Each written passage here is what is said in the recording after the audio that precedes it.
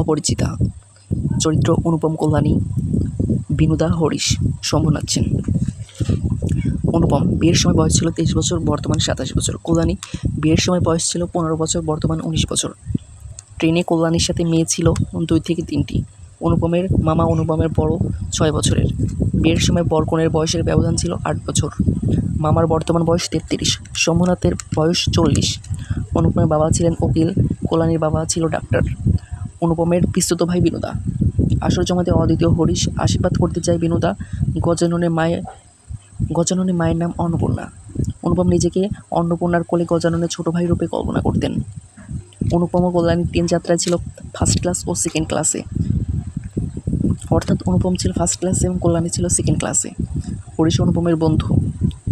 গল্পে ফুলের নাম শিমুল, বকুল, রজনীগন্ধা। মূল কথা যৌতুকের বিরুদ্ধে প্রতিরোধ ও প্রতিবাদ। বিশেষ দিক নারীর ব্যক্তিত্ব জাগরণ। অনুপমের শিক্ষাগত যোগ্যতা এমএ পাস। দ্বীপের নাম ছিল আনন্দমান।